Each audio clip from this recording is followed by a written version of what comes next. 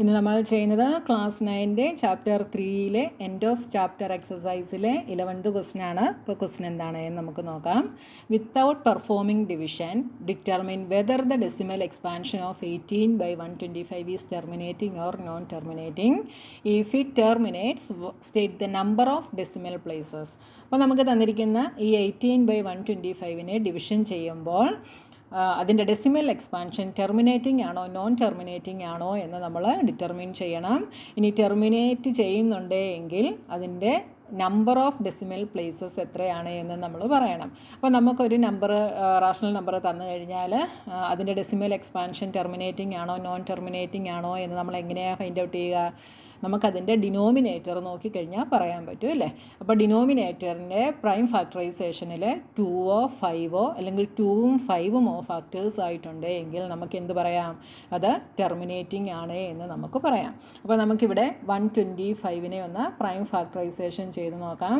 125നെ prime factorisation ചെയ്യുമ്പോൾ 5 കൊണ്ട് ചെയ്യാം. 25 × 5 ആണ് 125.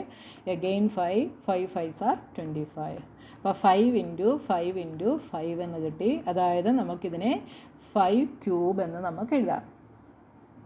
അപ്പോൾ ഇവിടെയുള്ള ഒരേ ഒരു പ്രൈം ഫാക്ടർ എന്ന് പറയുന്നത് 5 ആണ്. അപ്പം ഇതെന്താണെന്ന് നമുക്ക് പറയാം? ടെർമിനേറ്റിംഗ് ആണ് എന്ന് പറയാം. 5 വന്നതുകൊണ്ട് നമുക്കിതിനെ ഏതെങ്കിലും ഒരു നമ്പർ കൊണ്ട് മൾട്ടിപ്ലൈ ചെയ്ത് കഴിഞ്ഞാൽ ഇതിനെ നമുക്ക് 10ൻ്റെ പവേഴ്സിൽ എഴുതാൻ പറ്റും. അതുകൊണ്ടാണ് 2ഓ 5ഓ അല്ലെങ്കിൽ 2ഉം 5ഉമോ വരണമെന്ന് പറയുന്നത്. 2 ആണെങ്കിൽ നമുക്ക് എന്ത് ചെയ്യാം?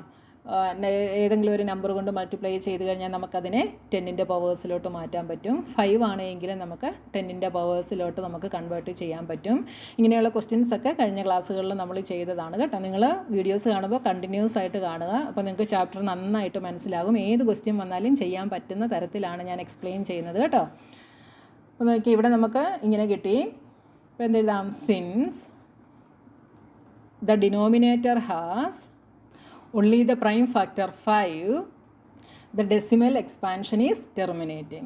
അപ്പോൾ നമുക്ക് 18/125നെ നമുക്ക് എങ്ങനെ എഴുതാം? ഇനി നമ്മൾ നോക്കേണ്ടത് ഈ 125നെ 10ൻ്റെ പവേഴ്സിലോട്ട് വരുന്ന രീതിയിൽ നമ്മളിതിനെ കൺവേർട്ട് ചെയ്യണം. അപ്പോൾ നമുക്ക് 125 ആണ് ഇവിടെ ഉള്ളത്. അപ്പം ഇതിനെ 10ൻ്റെ പവേഴ്സ് എന്ന് പറയുമ്പം ഒന്നെങ്കിൽ 10 അല്ലെങ്കിൽ 100 അല്ലെങ്കിൽ 1000 ഇങ്ങനെ ഡിനോമിനേറ്റർ വരുന്ന രീതിയിൽ നമ്മളിതിനെ മാറ്റണം. അപ്പോൾ ഇവിടെ 125 ആയതുകൊണ്ട് നമുക്കിതിനെ എന്തിലോട്ടാണ് കൺവേർട്ട് ചെയ്യാൻ പറ്റുമോ?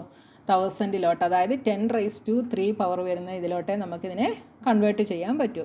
അപ്പോൾ എത്ര കൊണ്ട് മൾട്ടിപ്ലൈ ചെയ്താൽ ഇവിടെ 1000 കിട്ടും? 8 കൊണ്ട് ചെയ്താൽ പറ്റും അല്ലേ. അപ്പോൾ നമ്മൾ ന്യൂമറേറ്ററിനെയും ഡിനോമിനേറ്ററിനെയും 8 കൊണ്ട് ചെയ്യുന്നു. 18 × 8 144/1000. അപ്പോൾ ഇവിടെ നോക്കിയേ, ഇവിടെ ഡിനോമിനേറ്ററിൽ 3 zeros ഉണ്ട്. അതുകൊണ്ട് എത്ര ഡെസിമൽ പ്ലേസസ് കാണും? ഇതിന് 3 ഡെസിമൽ പ്ലേസസ് കാണും. So the decimal expansion terminates and has 3 decimal places. A rational number in its lowest form has denominator 2⁻³ × 5. How many decimal places will its decimal expansion have? Explain your answer. ഇപ്പോൾ ഒരു rational നമ്പറിൻ്റെ lowest ഫോമിലുള്ള ഒരു rational നമ്പറിൻ്റെ ഡിനോമിനേറ്ററിൽ denominator എന്ന് പറയുന്നത് 2⁻³ × 5 ആണ്. അപ്പോൾ ഇവിടെ ഇതിൻ്റെ ഡെസിമൽ എക്സ്പാൻഷനിൽ എത്ര പ്ലേസസ് ഉണ്ടായിരിക്കും എന്നാണ് നമ്മളോട് ചോദിച്ചിട്ടുള്ളത്. അപ്പോൾ ഇവിടെ നമുക്ക് തന്നിരിക്കുന്ന ഡിനോമിനേറ്റർ എന്ന് പറയുന്നത് 2⁻³ × 5 ആണ്. അതായത് 2⁻³ എന്ന് പറയുന്നത് 8 × 5 = 40 ആണ് നമുക്ക് കിട്ടുക. അപ്പോൾ ഇവിടെ ഡിനോമിനേറ്ററിലെ ഫാക്ടേഴ്സ് എന്തൊക്കെയാണ്? 2ഉം 5ഉമാണ്.